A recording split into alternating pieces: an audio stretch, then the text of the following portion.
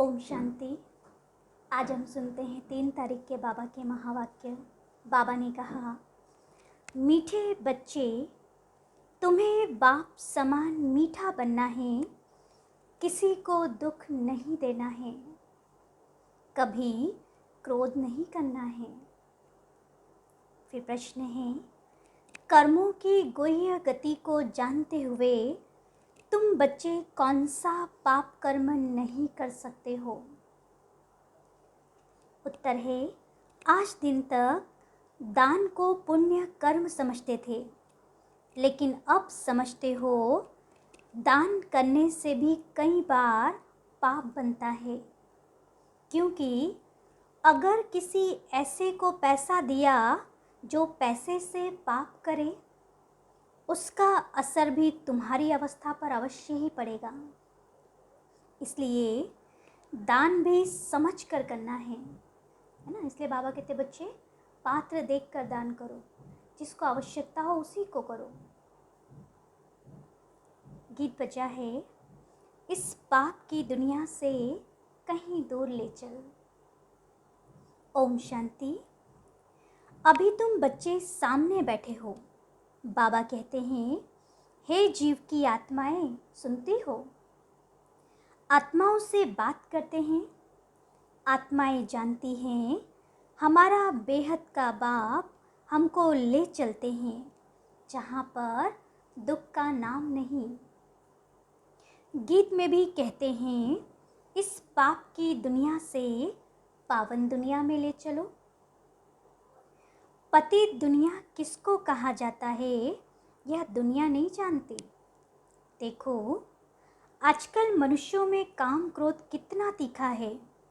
क्रोध के वशीभूत होकर कहते हैं, हम इसके देश को नाश करेंगे। कहते भी हैं, हे भगवान, हमको घोर अंधियारे से घोर सोजरे में ले चलो, क्योंकि पुरानी दुनिया है। कलयुग को पुराना युग, सतयुग को नया युग कहा जाता है। बाप बगैर नया युग कोई बना न सके। हमारा मीठा बाबा हमको अब दुखधाम से सुखधाम में ले चलते हैं। बाबा आपके सिवाय हमको कोई भी स्वर्ग में ले जा नहीं सकते। बाबा कितना अच्छी रीति समझाते हैं, फिर भी किसी की बुद्धि में बैठता ही नहीं है। इस समय बाबा की श्रेष्ठ मत मिलती है।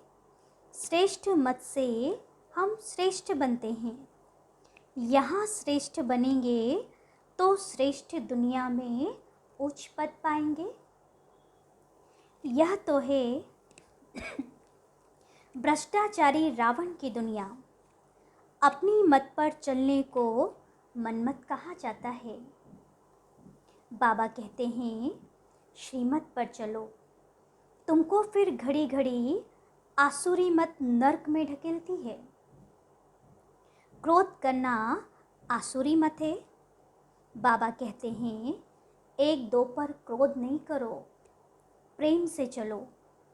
हर एक को अपने लिए राय लेनी है। बाबा कहते हैं, बच्चे पाप क्यों करते हो? पुण्य से काम चलाओ, अपना खर्चा कम कर दो। तीर्थों पर धक्का खाना, सन्यासियों के पास धक्का खाना, इन सब कर्मकांड पर कितना खर्चा करते हैं। वो सब छुड़ा देते हैं। शादी में मनुष्य कितना शादमाना करते हैं। कर्जा लेकर भी शादी कराते हैं। एक तो कर्जा उठाते, दूसरा पतित बनो।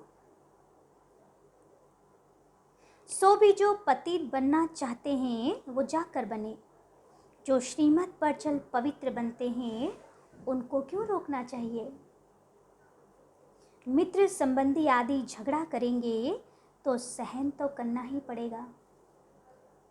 मीरा ने भी सब कुछ सहन किया ना। बेहद का बाप आया है राजयोग सिखलाए, भगवान भगवती पद प्राप्त कराते हैं। लक्ष्मी भगवती नारायण भगवान कहा जाता है। कलयुग अंत में तो सभी पति थे, फिर उन्हों को किसने चेंज किया? अब तुम बच्चे जानते हो बाबा कैसे आकर स्वर्ग अथवा राम राज्य की स्थापना कराते हैं। हम सूर्यवंशी अथवा चंद्रवंशी पद पाने के लिए यहाँ आए हैं। जो सूर्यवंशी सपूत बच्चे होंगे वो तो अच्छी तरह पढ़ाई पढ़ेंगे। बाबा सबको समझाते हैं, पुरुषार्थ कर तुम माँ बाप को फॉलो करो, ऐसा पुरुषार्थ करो जो इनके वारिस बनकर दिखाओ। मम्मा बाबा कहते हो तो भविष्य तख्त नशीन होकर दिखाओ। बाप तो कहते हैं इतना पढ़ो जो हमसे ऊंच जाओ। ऐसे बहुत बच्चे होते हैं जो बाप से ऊंच चले जाते हैं। बेहद का बाप कहते हैं हम तुमको विश्व का मालिक बनाता हूँ, मैं थोड़ी बनता हूँ। कितना मीठा बाबा है। उनकी श्रीमत मशहूर है, तुम श्रेष्ठ देवी देवता थे, फिर 84 जन्म लेते लेते अभी पतित बन पड़े हो। हार और जीत का खेल है ना, माया से हारे हार और माया से जीते जीते। मन अक्षर कहना रॉन्ग है, मन अमन थोड़ी हो सकता है, मन तो संकल्प करेगा ना। हम चाहे संकल्प रहित होकर बैठ जाए, परंतु कब तक? कर्म तो करना ही है। वह समझते हैं गृहस्थ धर्म में रहना यह कर्म नहीं करना है। इन हठयोग सन्यासियों का भी पाठ है, इनका भी एक यह निवृत्ति मार्ग वालों का धर्म है। और कोई धर्म में घर घाट छोड़कर जंगल में नहीं जाते हैं। अगर कोई ने छोड़ा भी है तो भी सन्यासियों को देखकर। बाबा कोई घर से वैराग्य नहीं दिलाते हैं। बाबा तो कहते बच्चे अपने घर को ही आश्रम बनाओ। बाबा कहते भल घर में रहो परंतु पवित्र बनो। पुरानी दुनिया को भूलते जाओ, तुम्हारे लिए नई दुनिया बना रहा हूँ। शंकराचार्य सन्यासियों को ऐसे नहीं कहते कि तुम्हारे लिए नई दुनिया बनाता हूँ।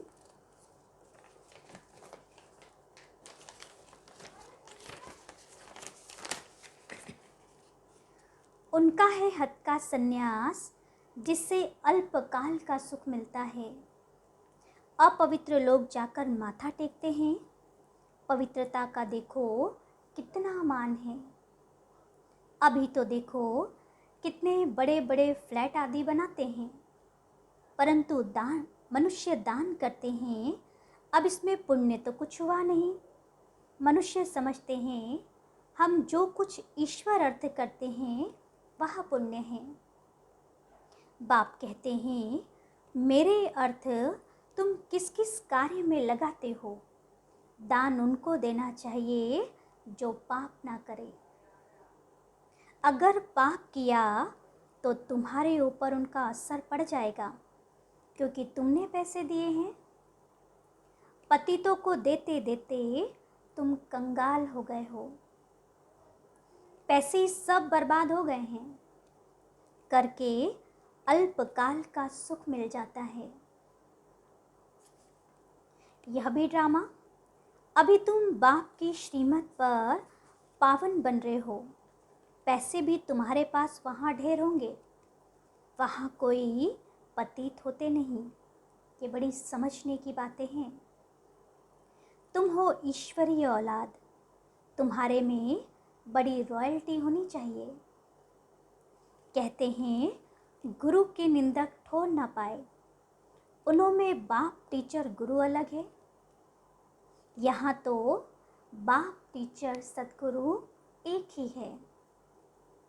अगर तुम कोई उल्टी चलन चले तो तीनों के निंदक बन पड़ेंगे। सत बाप सत टीचर सतगुरु की मत पर चलने से ही तुम श्रेष्ठ बनते हो। शरीर तो छोड़ना ही है, तो क्यों ना इसे ईश्वरीय अलौकिक सेवा में लगा कर बाबा से वर्षा ले लेवे। बाप कहते हैं, मैं इसे लेकर क्या करूँगा? मैं तुमको स्वर्ग की बादशाही देता हूँ। वहाँ भी मैं महलों में नहीं रहता, यहाँ भी मैं महलों में नहीं रहता हूँ। गाते हैं, बम बम महादेव भर दे मेरी झोली, परंतु वह कब और कैसे झोली भरते हैं ये कोई भी नहीं जानता। झोली भरी थी तो जरूर चैतन्य में थे। 21 जन्म के लिए तुम बड़े सुखी साहूकार बन जाते हो। ऐसे बाप की मत पर कदम कदम चलना चाहिए। बड़ी मंजिल है, अगर कोई कहे मैं नहीं चल सकता, बाबा कहेंगे तुम फिर बाबा क्यों कहते हो? श्रीमत पर नहीं चलेंगे तो बहुत डंडे खाएंगे, पद भी भ्रष्ट होगा। गीत में भी सुना, कहते मुझे ऐसी दुनिया में ले चलो जहाँ सुख और शांति हो, सो तो बाबा ही दे सकता है। बाबा की मत पर नहीं चलेंगे तो अपने को ही घाटा डालेंगे। यहाँ कोई खर्चे आदि की बात नहीं है, ऐसे थोड़ी कहते हैं गुरु के आगे नारियल बताशे आदि ले जाओ व स्कूल में फीस भरो। कुछ भी नहीं, पैसे भल अपने पास रखो, तुम सिर्फ नॉलेज पढ़ो। भविष्य सुधार करने में कोई नुकसान तो नहीं है ना। यहाँ माथा भी नहीं टेकना सिखाया जाता। आधा कल्प तो तुम पैसा रखते थे, माथा झुकाते झुकाते कंगाल बन पड़ते हो। अब बाबा फिर तुमको ले जाते हैं शांति धाम, वहाँ से सुखधाम में भेज देंगे। अब नवयुग नई दुनिया आने वाली है। नवयुग सतयुग को कहेंगे, फिर कलाएं कम होती जाती है। अभी बाबा तुमको लायक बना रहे हैं। नारद का मिसाल है ना, अगर कोई भी भूत होगा तो तुम लक्ष्मी को वन नहीं सकेंगे। यह तो बच्चे, तुम्हें अपना घर बार भी संभालना है और सर्विस भी करनी है। पहले यह भागे, इसलिए क्योंकि इन्हों पर बहुत मार पड़ी, बहुत अत्याचार हुए हैं। मार की भी इन्हों को परवाह नहीं थी। भट्टी में कोई पके, कोई कच्चे निकल गए। ड्रामा की भाभी ऐसी ही थी, जो हुआ सो हुआ, फिर भी होगा। गालियाँ भी देंगे। सबसे बड़े ते बड़ी गाली खाते हैं परम पिता परमात्मा शिव। कह देते हैं परमात्मा सर्वव्यापी है, कुत्ते बिल्ली कच्छ मच्छ सब में है। बाबा कहते हैं मैं तो परोपकारी हूँ, इसलिए बाबा अपकारियों पर भी उपकार करने आया। तुमको विश्व का मालिक बनाता हूँ। श्री कृष्ण स्वर्ग का प्रिंस है ना, उनके लिए फिर कहते हैं सर्प ने डसा काला हो गया। अब वहाँ सर्प कैसे डसेगा? कृष्णपुरी में भला कंस कहाँ से आया? यह सब है दंत कथाएं। भक्ति मार्ग की यह सामग्री है जिससे तुम नीचे उतरते आए हो। बाबा तो तुमको गुलगुल बनाते हैं। कोई कोई तो बहुत बड़े काटे हैं, वो गॉड फादर कहते हैं, परंतु जानते कुछ भी नहीं। फादर तो है, परंतु फादर से क्या वर्षा मिलेगा कुछ भी मालूम नहीं है। बेहद का बाप कहते हैं मैं तुमको बेहद का वर्षा देने आया हूँ। फादर तो है, परंतु उनसे क्या मिलेगा ये कुछ भी नहीं पता। तुम्हारा एक है लौकिक फादर, दूसरा है अलौकिक प्रजापिता ब्रह्मा और तीसरा है पारलौकिक शिव बाबा। तुमको 3 फादर हुए। तुम जानते हो हम दादे से ब्रह्मा द्वारा वर्षा लेते हैं। तो श्रीमत पर चलना पड़े, तभी श्रेष्ठ बनेंगे। सतयुग में तुम प्रारब्ध भोगते हो, वहाँ ना प्रजापिता ब्रह्मा को ना शिव को जानते हो, वहाँ सिर्फ लौकिक फादर को जानते हो। सतयुग में तो एक बाप है, भक्ति में है दो बाप, लौकिक और पारलौकिक बाप, और इस संगम पर है तीन बाप। यह बातें और कोई भी समझा ना सके।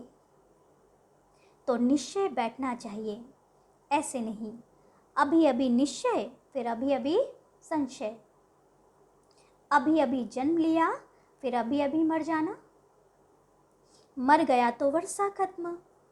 ऐसे बाप को फारकती नहीं देना चाहिए। जितना निरंतर याद करेंगे, सर्विस करेंगे, उतना उच्च पद पाएंगे। बाबा यह भी बताते हैं, मेरी मत पर चलो तो बच जाएंगे, नहीं तो खूब सजा खानी पड़ेगी। सब साक्षात्कार कराएंगे, यह तुमने पाप किया, श्रीमत पर नहीं चले, सूक्ष्म शरीर धारण कराएं, सजा दी जाती है। गर्भ जेल में भी साक्षात्कार कराते हैं, यह पाप कर्म किया है, अब खाओ सजा। झाड़ वृद्धि को पाता जाएगा, जो इस धर्म के थे और धर्म में घुस गए हैं, वो सब निकल आएंगे, बाकी अपने अपने सेक्शन में चले जाएंगे। अलग अलग सेक्शन है, झाड़ देखो कैसे बढ़ता है, छोटी छोटी टालियाँ निकलती जाएगी।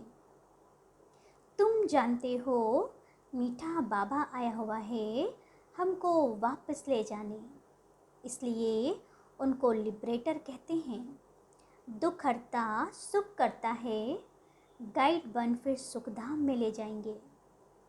कहते भी हैं 5000 वर्ष पहले तुमको सुख के संबंध में भेजा था, तुमने 84 जन्म लिए, अब बाबा से वर्षा ले लो।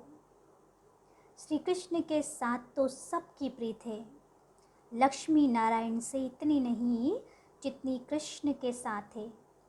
मनुष्यों को यह मालूम नहीं है, राधे कृष्ण ही लक्ष्मी नारायण बनते हैं।